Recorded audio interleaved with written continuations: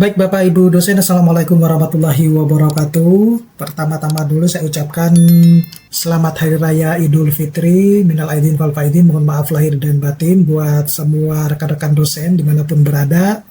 Nah, kembali lagi dengan saya, kali ini saya akan sharing ya, mungkin saya buat lebih sederhana terkait dengan peta jalan kenaikan jabatan akademik dosen ini, di mana ini penting berdasarkan dari persyaratan dan kalkulasi angka kredit berdasarkan Kemendikti Saintek nomor 39 tahun nomor 39 tahun 2026. Nah, tapi sebelum saya membahas ini lebih dalam, Bapak Ibu dosen, bagi Bapak Ibu dosen yang merasa kesulitan dalam menulis di jurnal Scopus, jurnal Sinta 1 hingga Sinta 6, menulis buku ataupun kegiatan Tridharma yang lain, Bapak Ibu dosen bisa mendownloadnya melalui link yang sudah saya sediakan pada deskripsi dari video saya ini.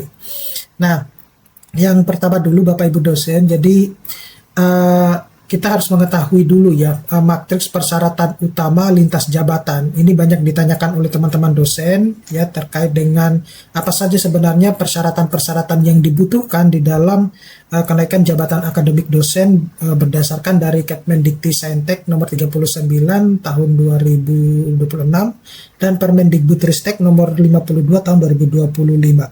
Nah, kalau kita lihat dari jabatan akademik lektor, lektor kepala maupun profesor, yang harus dipenuhi pertama itu adalah BKD. BKD-nya di mana harus memenuhi 4 semester berturut-turut ya di perguruan tinggi yang sama. Jadi kalau misalnya pernah satu kali tidak memenuhi, maka tidak bisa dijadikan sebagai syarat untuk kenaikan jabatan akademik dosen gitu ya. Jadi termasuk untuk yang ini ya, yang tugas belajar ataupun izin belajar ya, terutama tugas belajar yang terlepas dari kegiatan Tridharma perguruan tinggi, maka itu juga tidak dihitung untuk kenaikan jabatan akademik dosen. Yang dihitung itu adalah BKD yang dilaporkan di Sister itu yang yang melaksanakan kegiatan Tridharma perguruan tinggi. Ya mungkin ada dosen yang izin belajar tapi tetap melaksanakan kegiatan Tridharma perguruan tinggi, maka bisa ya diakui untuk proses kenaikan jabatan akademik dosen. Kemudian biasanya untuk yang SKP yaitu baik minimal baik dalam 2 tahun terakhir, konversinya itu baik untuk 100%, sangat baik untuk yang 150%. Nah, sedangkan untuk yang untuk lektor kepala dan profesor itu minimal baik ya 2 tahun terakhir. Jadi kalaupun dia pencapaiannya adalah baik sekali atau sangat baik, yaitu capaiannya 150%, itu jauh lebih bagus ya, khusus untuk lektor maupun lektor kepala maupun profesor. Nah, untuk penelitian ini yang harus diperhatikan Bapak Ibu dosen, jadi angka kredit penelitian itu adalah angka kredit total yang dihitung dari ketiga Tridharma tersebut dan itu harus mencapai persentase yang sudah ditetapkan. Jadi kalau untuk yang penelitian minimal 35%, yang untuk yang lektor kepala itu 40%, sedangkan yang profesor itu adalah 45%. Itu adalah proporsi total ya Bapak Ibu dosen ya. Jadi kalau Bapak Ibu dosen punya sekian katakanlah udah mengumpulkan sekian ratus kum, nah itu proporsi untuk penelitiannya itu harus 45% untuk yang profesor, lektor kepala 40 dan lektor itu 35. Nah, untuk yang syarat khusus ini karena yang saya bahas ini adalah yang step by step ya, artinya tidak melalui skema loncat 2 tingkat. Jadi kalau untuk yang lektor itu syarat khususnya itu 1 publikasi karya ilmiah ya atau 1 studi berkualitas ya di uji kompetensi. Ini untuk yang lektor itu minimal Sinta 4 ya, seperti itu. Nah, di atas dari Sinta 4 itu jauh lebih bagus. Nah, kalau untuk yang lektor kepala itu Sinta 3 Sinta 2 ya, minimal Sinta 2 atau jurnal internasional bereputasi minimal Q3 ya. Nah, sedangkan untuk yang profesor itu harus 2 publikasi ya ilmiah dengan rekam jejak holistik. Jadi rekam jejak itu dilihat dari capaian Bapak Ibu dosen di Google Scholar-nya. Seperti itu. Jadi untuk publikasinya itu minimal Q2 ya, 1, tapi dia bertindak harus sebagai penulis pertama sekaligus korespondens ya, termasuk yang lektor kepala itu. Kemudian satunya itu bisa Q3 atau di Sinta 1. Seperti itu. Ya, itu juga harus bertindak bisa bertindak sebagai penulis pertama atau hanya penulis koresponden saja. Nah, itu yang untuk yang ini. Tapi untuk yang guru besar itu harus dilengkapi dengan lulus uji kompetensi ya. Nah, ini yang lulus uji kompetensi itu sebenarnya kalau kita mengacu kepada dokumennya BKN itu sepertinya tidak cocok ya dengan dosen ya. Mungkin dosen punya acuan tersendiri ya untuk yang lulus uji kompetensi ini. Nah, selanjutnya ini jalur ganda kepangkatan, waktu dan golongan. Jadi track A itu adalah dosen PNS dengan asisten ahli ke lektor, itu minimal 3B dulu dia harus bisa mengajukan dan tunggu minimal 2 tahun.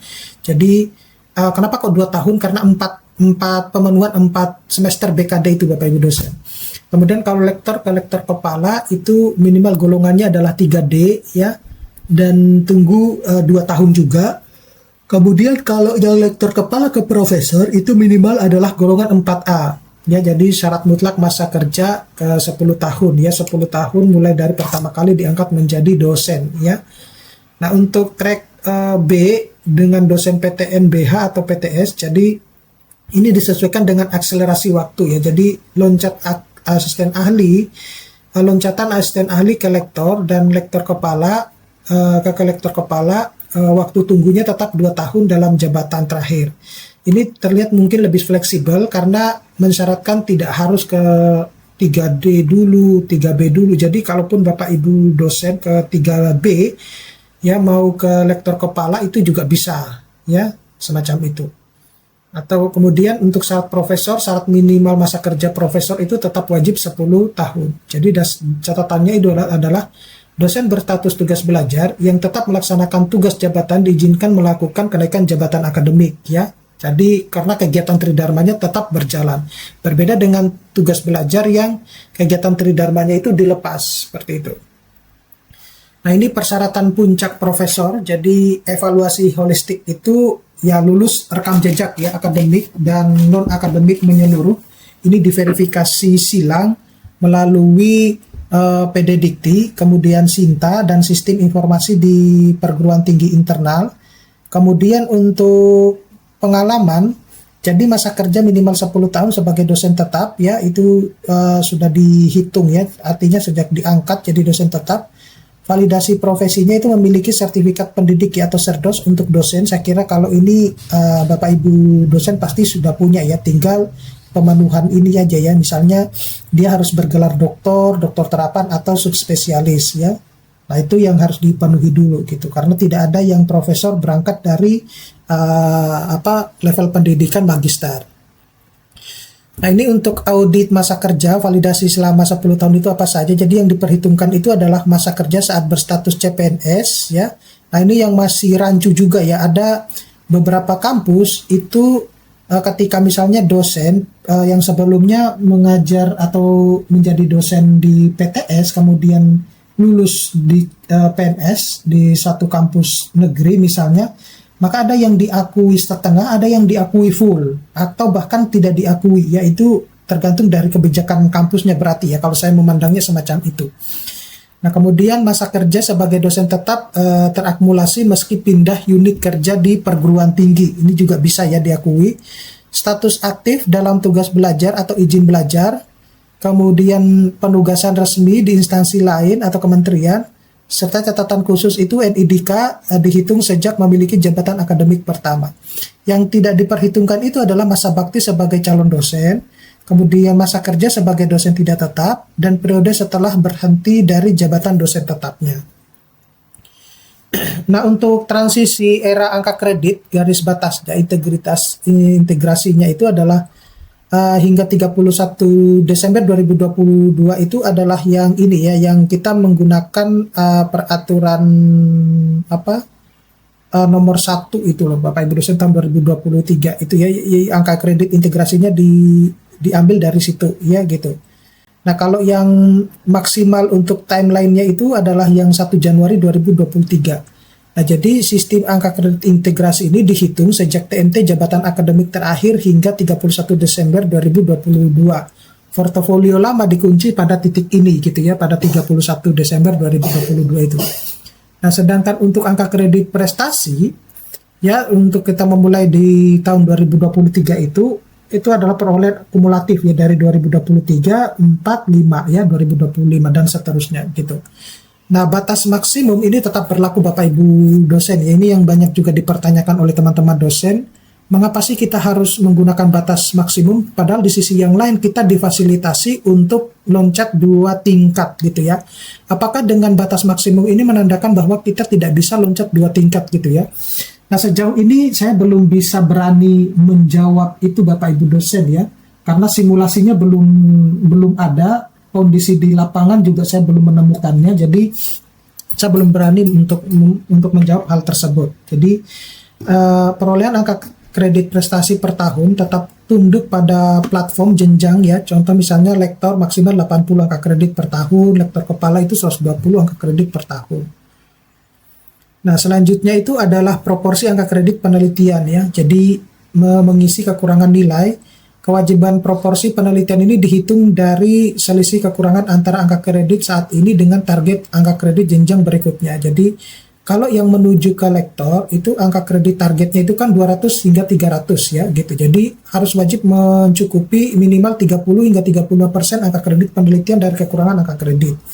Nah, sedangkan untuk yang lektor kepala targetnya itu kemana? Apakah ke 400, 550 atau ke 700? Nah, itu kalaupun lebih itu jauh lebih bagus. Kenapa Bapak Ibu dosen?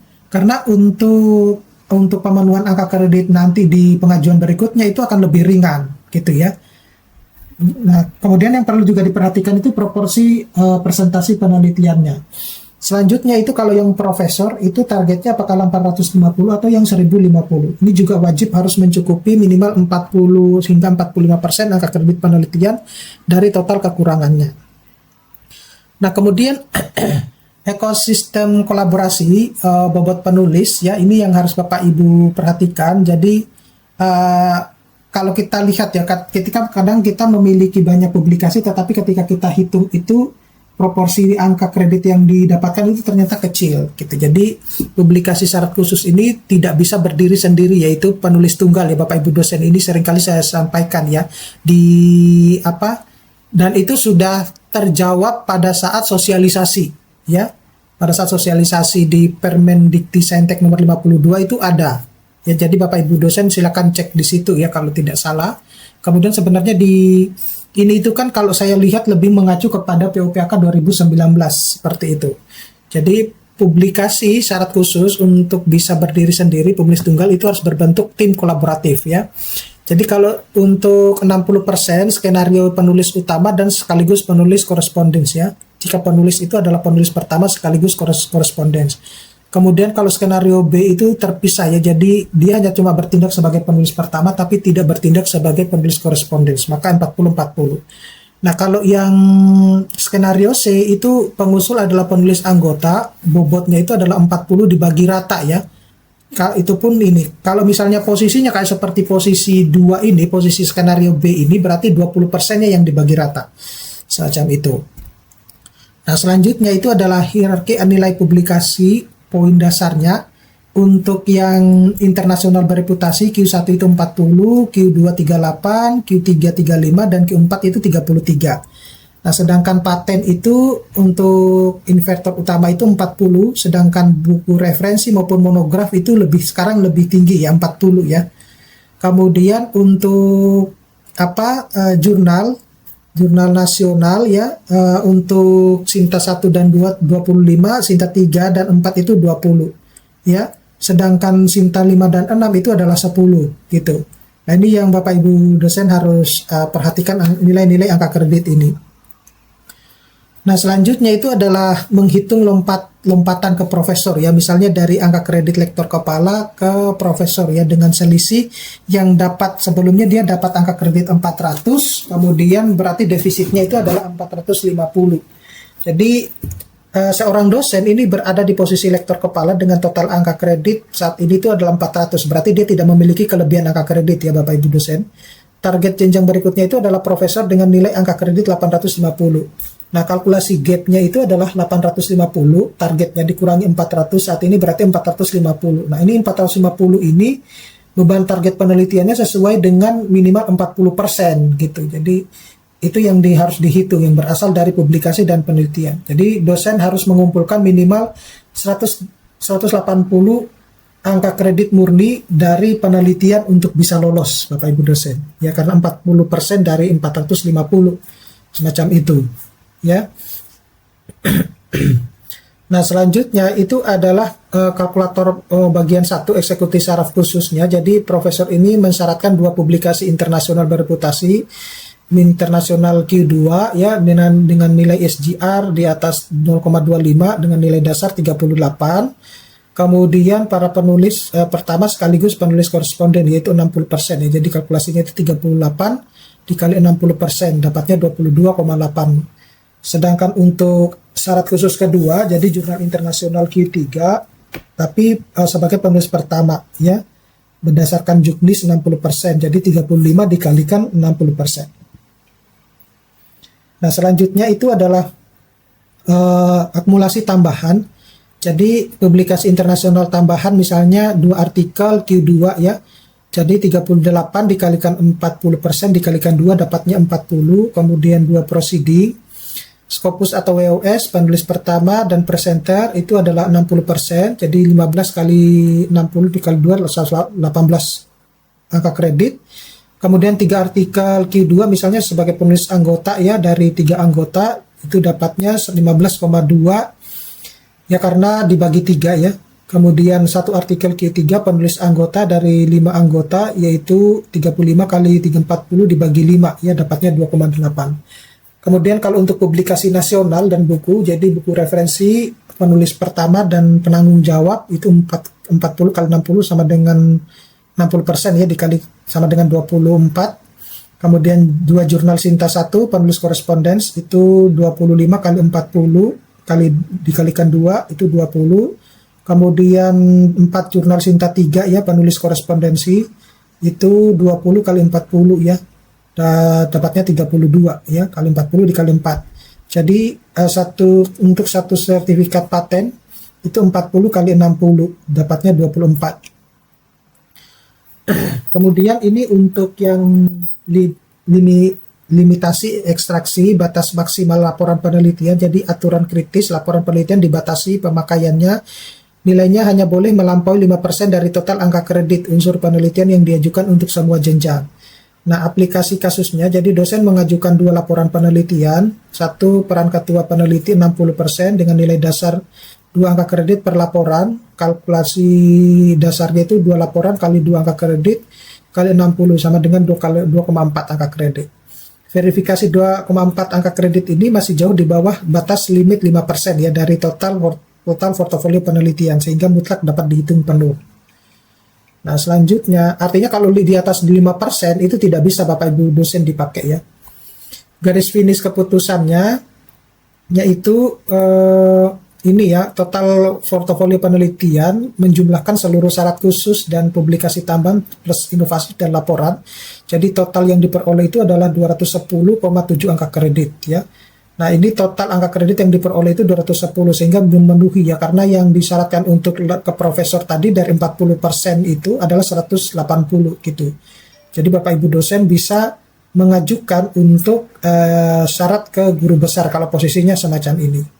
Oke, saya kira cukup sekian Bapak Ibu dosen, mudah-mudahan ini bisa bermanfaat. Nanti kita akan ketemu pada video-video selanjutnya. Saya Iris, Assalamualaikum warahmatullahi wabarakatuh.